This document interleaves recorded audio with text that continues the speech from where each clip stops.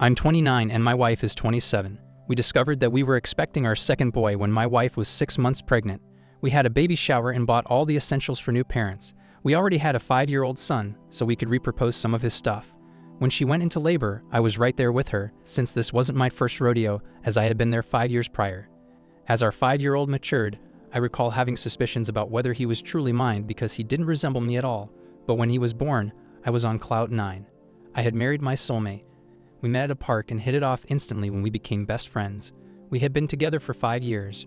She got pregnant as soon as we started being close, so the thought of her being unfaithful never crossed my mind. We met each other's families and she became tight with my siblings. We tied the knot shortly after our son was born. My doubts started creeping in as he got older. He didn't seem to resemble me. The older he got, the more I noticed how different he looked compared to what I imagined my child would look like. I had nieces and nephews, as did my wife, and I had spent time with them. My son didn't bear any resemblance to anyone from my family. His facial features were distinct, not what I'd expect from either my side or my wife's lineage. It wasn't glaring enough to send me into a frenzy or make me paranoid, but it was my wife's actions that really started to ring alarm bells. Her whereabouts often didn't match up with what she told me.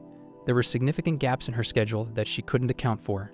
For instance, one weekday she informed me she'd be home late from work as she was visiting a friend in the hospital. Usually her work timings allowed her to take over from the babysitter, but on this occasion I had to leave work early to relieve the babysitter due to her supposed hospital visit. As I was looking after the baby, I casually scrolled through Facebook and stumbled upon the profile of the friend she claimed to be visiting. To my astonishment, this friend had just posted a picture of herself on a family vacation. When my wife returned home, I confronted her about this, and she brushed it off saying it was an old photo. Her reaction made me suspicious that she was lying, so I decided to dig a little deeper and reached out to the friend. I shot a message to her friend wishing her a quick recovery, and she replied with an elaborate story about her illness. Sensing something was off, I decided to check her boyfriend's Facebook profile too. Sure enough, he was also posting about their vacation, which made it clear that my wife had gone to great lengths to get her friend to lie for her. There were numerous other instances like this. She wouldn't let me interact with anyone from her workplace, and I started suspecting infidelity when a close friend of hers accused her of flirting with her boyfriend. When I confronted my wife about this, she brushed it off, saying they had a falling out and her friend was trying to sabotage our marriage. I took her words with a pinch of salt, never fully buying into her story.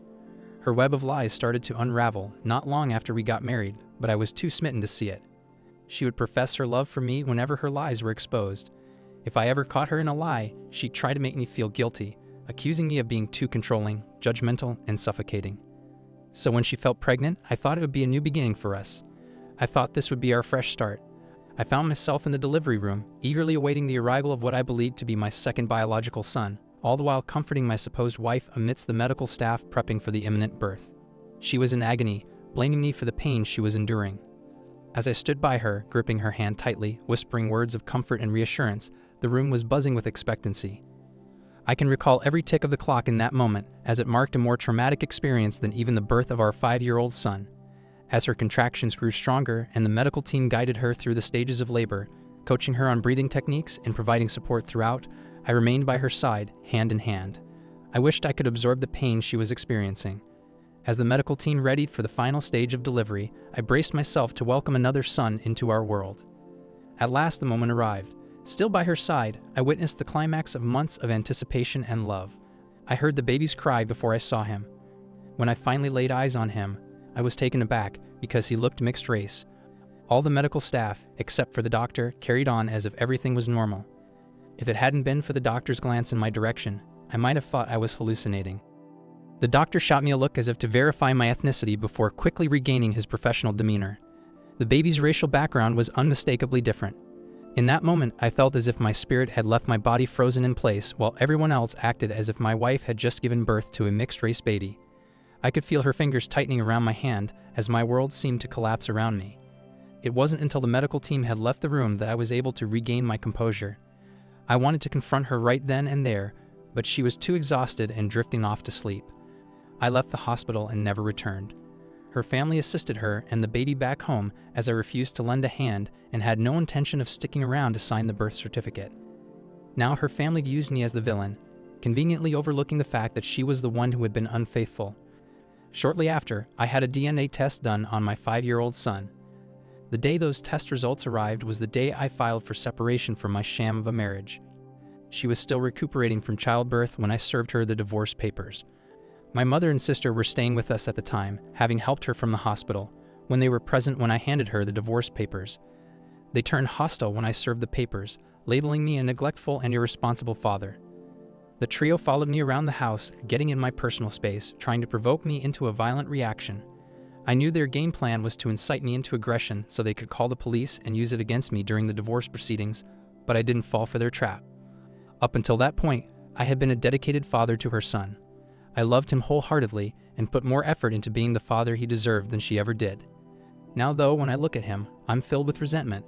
Resentment towards the woman I spent 5 years with, and resentment towards myself for not trusting my gut instincts. I feel like I've squandered 5 years of my life. Everything I've worked for is gone, and the emotional impact is even more devastating. I've been labeled a monster by several people for abandoning my son like that. I essentially left with a few pieces of clothing and took up residence in a long-term stay hotel. I plan to stay there until I find an apartment and move some of my belongings, but I intend to leave all my furniture with her. Furthermore, she had a hand in acquiring some of it. I'd rather she kept it. I don't want any remnants of my past life to remind me of her. Even when I was at the hotel, and she had no clue about my whereabouts, she still made several attempts to guilt-trip me into returning to her. She would have our 5-year-old son call me at odd hours of the night, crying and pleading for his dad to come back home, employing all sorts of manipulative strategies to torment me as if she hadn't done enough already. Then she'd turn around and tell me how much harm I'm causing the family. In every conversation where he's mentioned, both online and in person, I'm criticized and ashamed. Despite the fact that I'm not the boy's biological father, they say I'm his dad. As if her continuous infidelity throughout our marriage wasn't enough, I ended up distancing myself with most of our mutual friends because she used them to gang up on me. They labeled me a horrible person for abandoning the child like that, as if they expected me to continue being fooled despite the hardship. Thankfully, my parents and siblings stood by me. They assured me that they supported whatever decision I made, especially my parents, because they had formed a bond with their son and often babysat for us. I understand how tough it is for them, but any time spent with him just reminds me of her betrayal and how gullible I was. Regrettably, I've come to understand that my feelings didn't matter to some of our closest friends and family members. They believed I should step up for a child who isn't biologically mine. I get it. The boy is innocent, but so am I. The blame rests with his mother, but no one seems to be holding her responsible. All they focus on is how I'm leaving a son, despite DNA evidence proving he's not mine. I understand that the man he's known as his father his entire life just up and left, yet I'm expected to just swallow it and act like everything's okay. Some friends and family tried to guilt-trip me, suggesting that I never truly loved him, or was always looking for an escape route. It's hard to express my emotions in writing, but their accusations that I allowed my intense resentment towards my wife to ruin my 5-year-old son's life makes me feel like they don't see me as a human being. Where does her share of the blame lie? Everyone seems to be handling her with kid gloves. Is anyone going to hold her accountable? I'm expected to play the role of a father to a child that isn't mine and just accept being fooled. Am I supposed to just wait for her to have a third or even a fourth child? When does it end? What about me? I'm a person too. I have feelings too. I experience pain. I feel betrayed. I feel undermined as well. Why should I set aside my own life and feelings? I was never the biological father of the boy. I loved him as if I were his father, and honestly, I still do, but I would grow to despise and resent him if I had to continue in that role, and I would loathe myself for not taking control of my life. He's not my child, and even though he's innocent, he shouldn't be my responsibility. We all know where the blame lies. For those suggesting I stay in the boy's life and act as his father, that's not realistically feasible. We're getting a divorce, and I'm seeking to disestablish paternity. It seems like you're forgetting that I've been cheated on, lied to, and exploited by a selfish and deceitful woman who has now entangled her children in her web of lies. She's an innocent victim of her actions. However, that can't alter the harsh reality we're in. I don't despise him. I feel immense sadness when I think about his feelings. But when I look at him, all I see are the 5 years of my life filled with lies, the 5 years I was used, and the 5 years of mounting doubts and frustrations with a woman who exploited me. There's no way I can set aside my resentment to try and be a part of his life, because the life I thought I had with him was nothing more than a charade orchestrated by his mother. This is the harsh truth I'm grappling with, and I can't in all honesty subject either myself or him to this any longer. She knows who the real father is, so why isn't everyone pushing her to seek him out? Has everyone lost their minds? This isn't easy for me. I can't explain to him why I'm currently seeking to disestablish paternity because she would have me paying child support as a way to keep me entangled in his life. I don't understand why she doesn't want to find his actual father. She's already told me that she'll fight the divorce and put me on child support. She's putting more effort into battling me to stay in the marriage than she did in being a faithful wife. All she had to do was be loyal to me, and she couldn't even manage that. Now suddenly, it's all my fault. Now she's alleging that I was offensive throughout our marriage. I told her that if I was indeed offensive, then she should do everything in her power to keep her children away from me. But no, she insists that I remain a part of his life. My attorney assures me that I stand a good chance of avoiding child support, as he's handled similar cases in our state. But there's always the risk that things might not go in my favor. Honestly, my main worry isn't about the money. If it were, I'd willingly pay because I still have love for him. But I don't want his mother to weaponize him against me. It's time for me to move forward and begin anew. I've made a massive error, and the time and emotional distress I've experienced are things I can never reclaim.